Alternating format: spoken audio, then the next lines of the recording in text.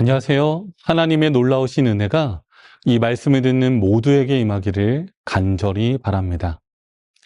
오늘 저는 세상에서 가장 낮은 곳으로 라는 제목으로 말씀을 전하겠습니다. 역사적으로 사람들은 늘 이상적인 세계를 꿈꿔왔습니다. 그것이 현세에서 이루어지는 천국이든 내세에서 이루어지는 천국이든 그러한 세계가 존재하고 있기를 소망했던 것입니다. 특별히 현실에서 어려움을 겪는 사회적 약자들은 더욱 그러한 천국을 소망하고 있습니다. 예수님 당시에도 그러한 이상적인 천국에 대한 소망은 매우 컸던 것 같습니다. 수많은 유태인들이 그들의 민족을 세상에서 뛰어나게 해줄 정치적 메시아를 기대하고 있었습니다. 하지만 예수 그리스도가 제시하는 천국의 모습과 방법은 그들의 생각과 매우 달랐고, 유태인들은 예수님을 십자가에 매달아 죽이는 주인공들이 되고 맙니다. 왜 예수님은 사람들이 원하는 그런 천국을 만들지 않았을까요? 여기 앉아있는, 또 이 방송을 듣고 있는 우리 모두도 성경이 제시하고 있는 천국의 원리에 대하여 바르게 이해하지 못한다면 우리 역시도 예수 그리스도를 결국은 부인하게 될 것입니다. 따라서 예수 그리스도가 알려주고자 했던 천국의 원리와 개념을 이해하는 것은 너무나 중요한 문제입니다. 아마도 이 질문은 예수님의 탄생부터 죽음까지 그분의 삶의 방식으로 설명할 수 있을 것 같습니다. 하나님 나라의 정신이기도 한 그 정신은 바로 세상의 가장 낮은 곳을 향하는 섬김의 정신이기 때문입니다. 함께 성경 말씀 마가복음 10장 42절부터 45절까지 있는 말씀을 보도록 하겠습니다.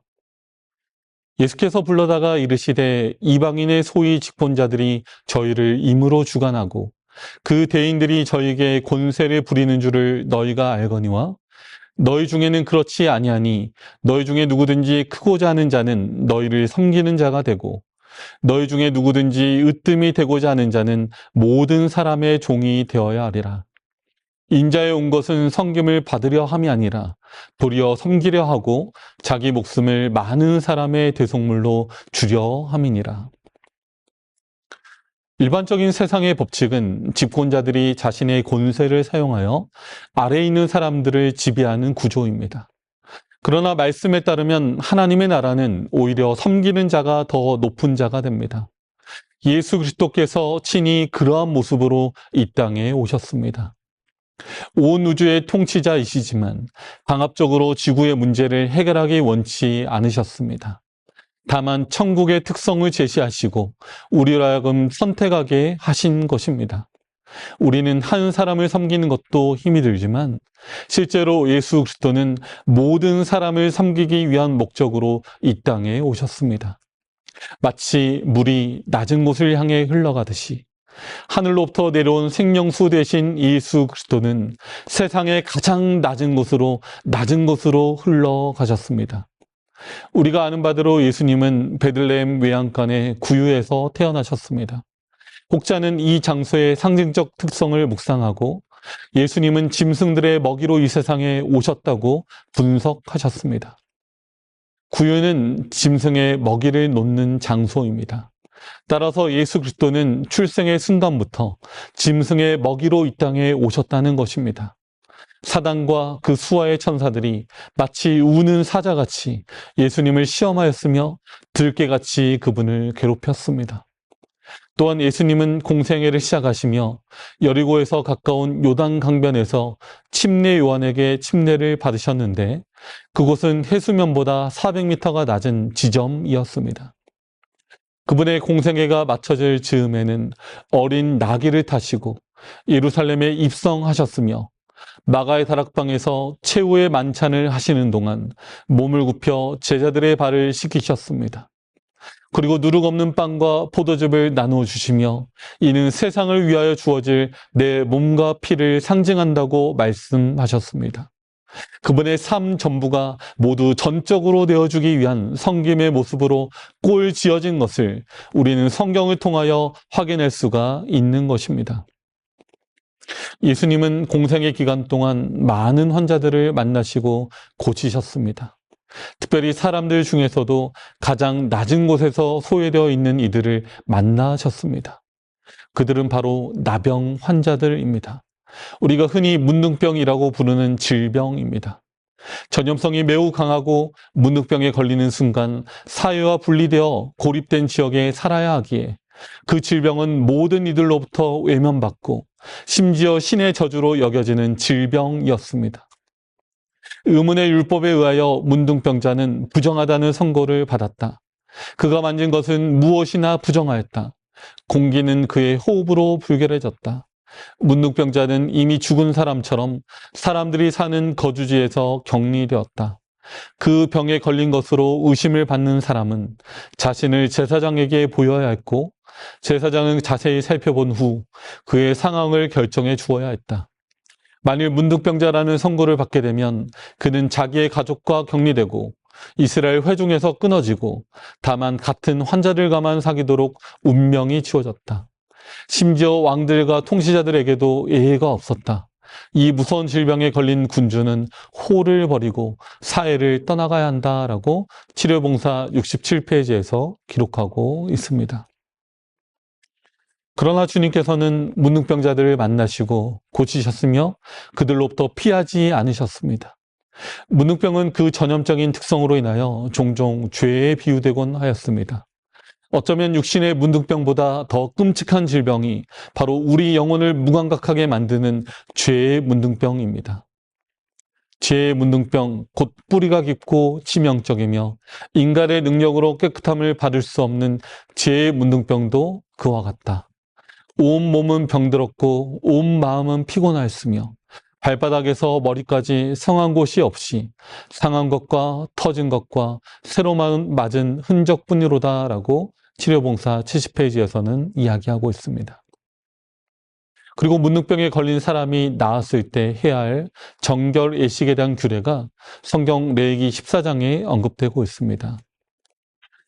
여호와께서 모세에게 일러 가라사대 문둥 환자의 정결케 되는 날의 규례는 이러하니 곧 그 사람을 제사장에게로 데려갈 것이요 제사장은 진에서 나가서 진찰할지니 그 환자에게 있던 문둥병 환처가 나았으면 제사장은 그를 위하여 명하여 정한 산새 2마리와 백향목과 홍색실과 우슬철을 가져오게 하고 제사장은 또 명하여 그 새 하나는 흐르는 물 위 질그릇 안에서 잡게 하고 다른 새는 산대로 취하여 백항목과 홍색실과 우슬초와 함께 가져다가 흐르는 물 위에서 잡은 새의 피를 찍어 문둥병에서 정결함을 받을 자에게 7번 뿌려 정하다 하고 그 사는 새는 들에 놓을지며 흐르는 물 위에서 한 마리 산 새를 질그릇 안에서 잡게 하고 그 잡은 새의 피를 찍어 문둥병에서 나은 사람에게 7번 뿌려 정하다고 선언하며 다른 새 하나는 들에 풀어주는 것입니다. 성도 여러분, 굳이 제가 이 장면을 다 설명하지 않아도 무슨 내용인지 짐작할 것입니다. 한 마리 새의 희생으로 다른 한 마리가 자유를 얻습니다. 흙으로 빚은 질그릇 같은 인간의 몸을 입고 이 땅에 오신 예수 그리스도가 십자가의 죽으심으로 제 문둥병 걸린 죄인인 우리가 노임받음을 얻습니다. 정결하다고 선언되는 것입니다. 이러한 놀라운 구원의 복음이 바로 우리가 가지고 있는 복음의 내용입니다. 이제 이 복음의 내용대로 예수님의 정신을 가지고 살다간 한 외국인 선교사를 소개하려고 합니다. 여러 해 전 강주광역시 양림동에 있는 오온 기념각에서 서서평 선교사 내한 100주년 기념 예배 및 서서평 평전 출판 기념회가 열린 적이 있습니다. 2권의 평전이 출판되었는데 열방을 향한 섬김이라는 국제 NGO 구호단체 이사이기도 한 양국주 씨가 펴낸 책의 제목은 바보야, 성공이 아니라 섬김이야, 엘리제 셰핑 이야기라는 제목이었습니다. 서서평은 독일인 출신의 미국인 간호사로 조선의 32세에 파송되어 병들고 버려진 조선의 고아 14명을 거두고 한센병, 문득병 환자들과 과부들을 먹이고 돌보다가 영양실조로 53세에 하나님의 부르심을 받게 되었습니다. 다음은 서서평 내한 100주년 기념 예배에서 양국주 대표가 한 말입니다. 1934년 6월 서서평 선교사는 광주에서 만성 풍토병과 가로 영양실조로 숨졌습니다. 그녀가 남긴 건 담요 반장, 동전 7전, 강냉이 가루 2호뿐이었습니다. 한 장 남았던 담요는 이미 반으로 찢어 다리 밑 거지들과 나누었습니다. 시신도 유언에 따라 의학 연구용으로 기증됐습니다. 찢어지게 가난한 나라 조선에서 22년간 보리밥에 된장국을 먹고 고무신을 끌고 다니며 조선인의 친구가 아니라 그저 조선인으로 살았던 사람, 가난하고 병든 이웃, 나은 자들을 죽기까지 섬겼던 그 사람을 우리는 너무 쉽게 잊고 살아왔습니다. 1912년 조선이 일본에게 주권을 당한 지 2년이 지난 극심한 혼란기에 서서평은 조선 땅을 향해 온 선교사였습니다. 당시 서서평이 바라본 조선 땅은 고난으로 가득 차 있었습니다. 한번 순회 진료와 전도 여행을 나서면 한 달 이상 말을 타고 270km 이상 거리를 돌았다고 기록되어 있습니다. 진흙탕에 말이 쓰러지면 머리에 이고 또 백리길을 걸었습니다. 그가 1921년 미국 본토 선교부에 보낸 편지의 내용은 다음과 같습니다. 이번 여행에서 500명 넘는 조선 여성을 만났지만 이름을 가진 사람은 10명도 안 됐습니다. 조선 여성들은 돼지 할머니, 개똥 엄마, 큰년, 작은년 등으로 불립니다. 남편에게 노예처럼 복종하고 집안일을 도맡아 하면서도 아들을 못 낳는다고 소박맞고 남편의 외도로 쫓겨나고 가난하다는 이유로 팔려다닙니다. 이들에게 이름을 지어주고 한글을 깨우쳐주는 것이 제 가장 큰 기쁨 중 하나입니다. 라고 1921년에 내시빌 선교부에 보낸 편지에 나타나 있습니다. 그리고 1933년에 서서평은 조선인 목회자 등 동역자들과 함께 50여 명의 나은 자를 이끌고 서울로 행진을 시작했습니다. 강제 거세 등으로 나은 자들의 씨를 말리는 정책을 펴고 있던 일제의 총독부에 나은 자들의 삼터를 요구하기 위해서였습니다. 소식을 전국 각지의 나은 자들이 이 행진에 합류했습니다. 서울의 총독부 앞에 이르렀을 때에는 동참한 나은 자들의 숫자가 530여 명에 달했습니다. 결국 총독부도 두 손을 다 들었습니다. 소록도에 있는 한생병 환자 요양시설과 병원은 이렇게 시작되었던 것입니다. 당시 수많은 선교사들이 중국에서 자재를 들여와 3층으로 된 서양식 벽돌집을 짓고 미국 본토에서 수입한 식품으로 음식을 공급하고 있을 때 서서평은 모든 것을 내어주는 삶을 살다가 자신의 삶을 마치고 호남 신학대 선교사 모역에 잠들어 있습니다. 남서울 은혜교회 은퇴 목사인 홍정일 목사님은 서서평 100주년 기념 예배에서 다음과 같이 말하였습니다. 여수 예양원에서 나은 자를 섬겼던 손양훈 목사의 삶, 그리고 서서평 선교사의 삶, 이것이 바로 기독교입니다. 이게 원본입니다. 말기암 환자인 91세 박채훈 목사가 손양훈 목사를, 뇌졸중으로 쓰러져 다리를 쩔뚝이는 양국주 대표가 서서평의 삶을 이 땅에 되살려냈습니다.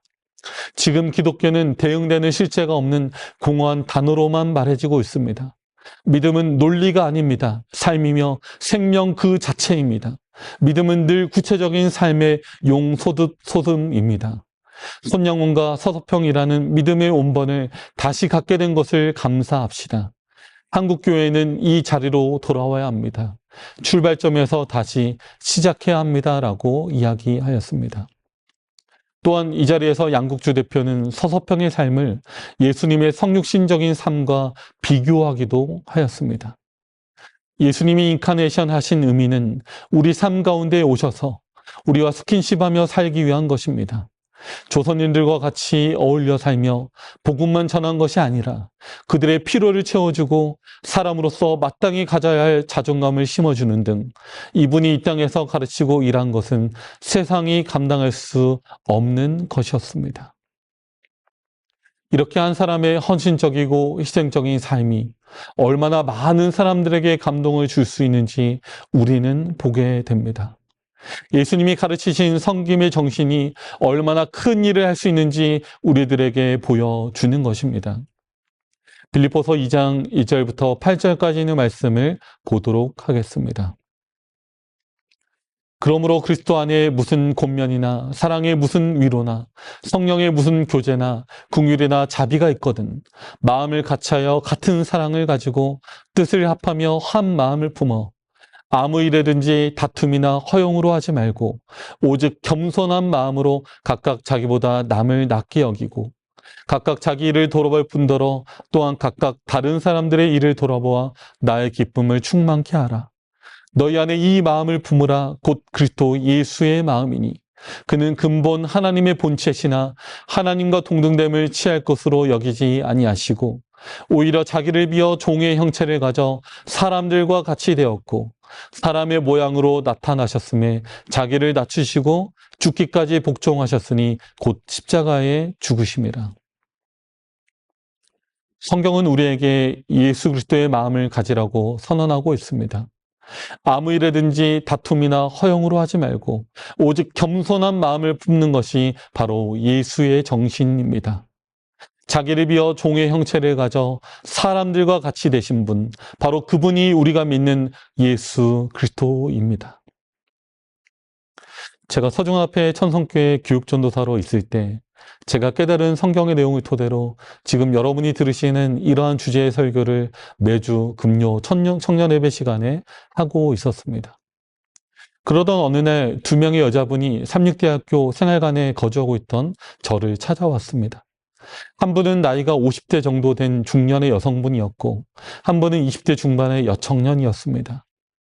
그 당시 제가 기도의 응답으로 한 뇌성마비 여학생을 돕기 위해 가지고 있던 차를 팔았던 그런 때였습니다. 그 두 여자분은 그 소식을 듣고 오셨다고 했습니다. 대화가 진행되면서 저는 그분들이 왜 저를 찾아왔는지 알게 되었습니다. 두 여자분은 중국에 있는 나한자촌에서 봉사하고 있는 재림교회 봉사자들이었습니다.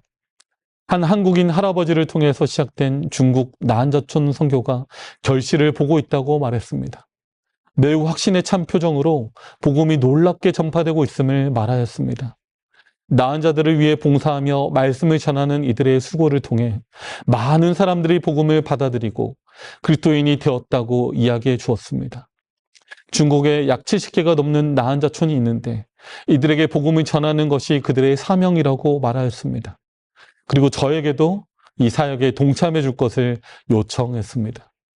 중국 공산당이 이들의 나한자촌 봉사에 감명을 받아 유일하게 선교를 허락하는 지역이 바로 이들이 봉사하는 지역이라고 이야기했습니다. 저는 그들의 증언을 듣는 순간 마음에 떨림이 있었지만 목회를 준비하고 있었고 이것이 나의 사명인지 확실하지 않아 주님의 부르심이 분명해지면 순종하는 마음으로 가겠다고 대답하였습니다.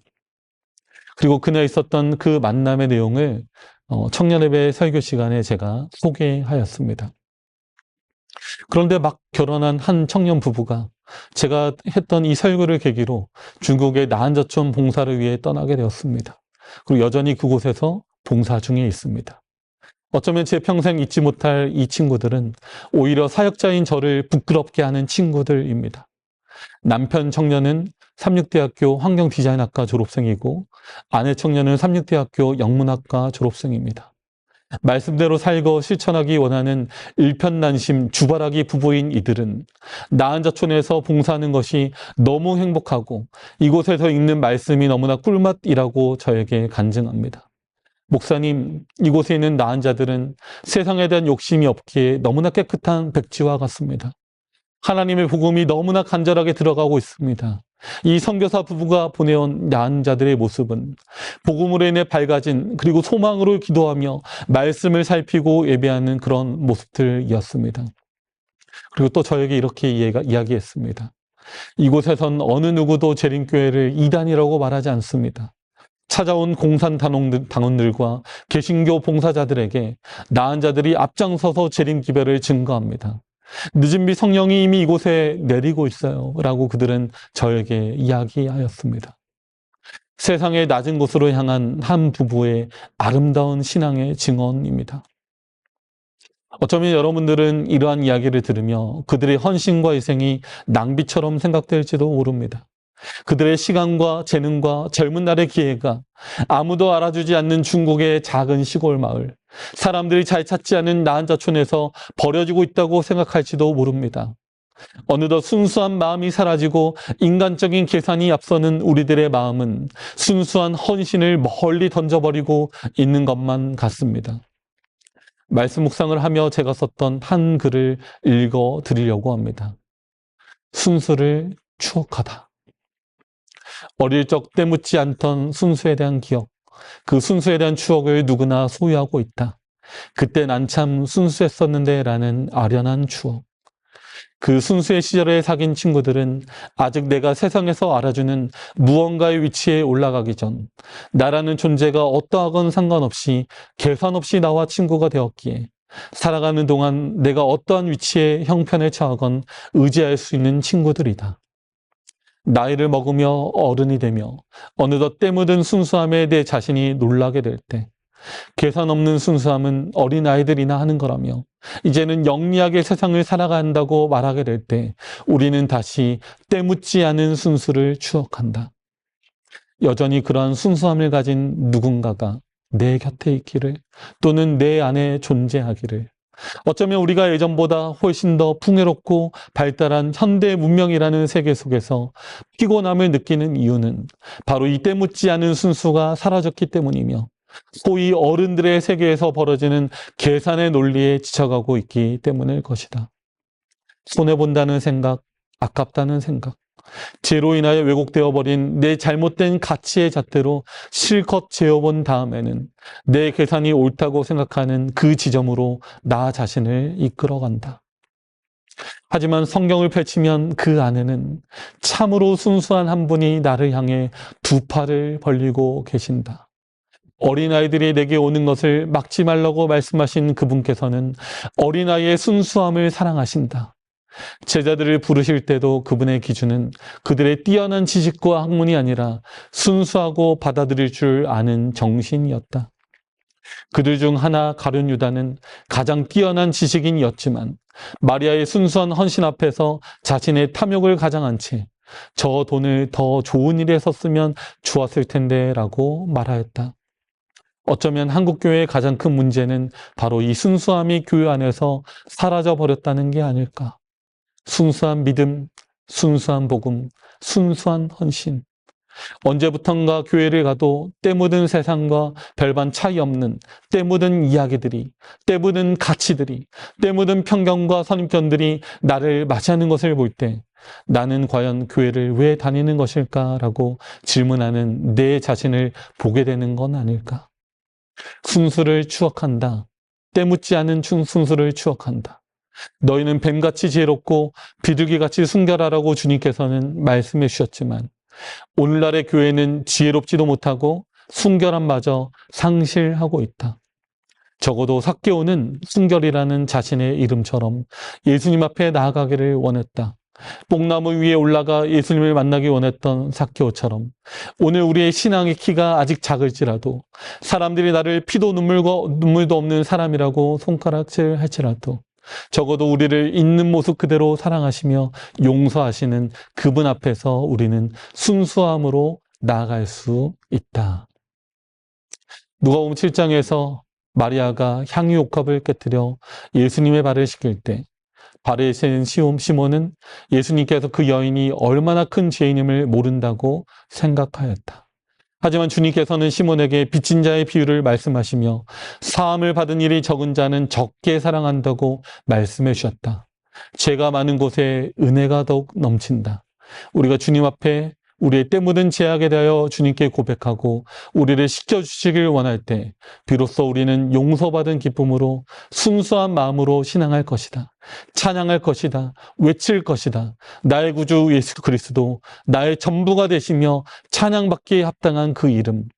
하나님의 말씀에는 인간의 지식을 통한 해석이 필요한 것이 아니라 성령 하나님을 통한 심정적 교통함이 요구된다. 하나님의 지혜가 무엇인지 보고자 하는 전적인 신뢰, 그 사랑에 반응할 때묻지 않은 순수에 대한 우리의 바람, 두렵고 떨림으로 자기를 부인하고 예수 그리스도를 신뢰하며 자기의 십자가를 지고 그분을 따르는 것이 필요하다. 내 마음에 감동을 주는 세상의 지혜로 이해할 수 없는 하나님의 지식, 그분의 방법, 순수를 추억한다.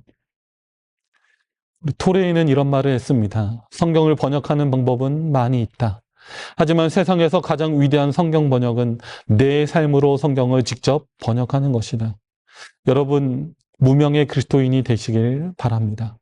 세상의 가장 낮은 곳으로 흘러들어가는 물같은 그리스도인이 되기를 간절히 바랍니다. 섬김의 정신으로 하나님 나라를 건설하는 천국 건설자들이 되십시오. 천국은 물질의 소유에 있는 것이 아니라 하나님의 마음을 이해하는 데서 시작하는 것입니다. 어린아이와도 같은 순수함을 회복할 때에만 천국은 이런 자들의 것이니라는 하나님의 말씀을 이해하게 될 것입니다. 요한복음 2장에 나타나는 가나의 혼인잔치에는 두세 통 드는 물 항아리에 대한 기록이 있습니다. 항아리의 규격이 2통도 아니고 3통도 아닌 두세 통 드는 항아리입니다. 즉 2통을 부어도 어느 정도 차고 3통을 부으면 넘치게 되는 항아리입니다. 성경 기록에 따르면 하인들이 항아리 아구까지 물을 부었다고 했으므로 그들은 한 통의 물을 더 붓기 위해 우물까지 한 번 더 가는 수고를 아끼지 않았던 것으로 보입니다. 한 통 더 부을 수 있는 수고로운 믿음이 그들에게 있었던 것입니다. 이 마지막 시대에 예수님의 재림이 임박한 이 순간에 예수님은 순수한 헌신의 자세로 한 통의 물을 더 길어 부을 수 있는 섬김의 정신을 가진 사람들을 찾고 계십니다. 누가 이 부르심에 응하겠습니까? 한 통 더 부을 수 있는 믿음의 사람들이 되기를 간절히 바랍니다. 세상의 가장 낮은 곳으로 끊임없이 흐르고 또 흐르는 섬김의 승리를 기도하며 오늘 말씀을 마치겠습니다.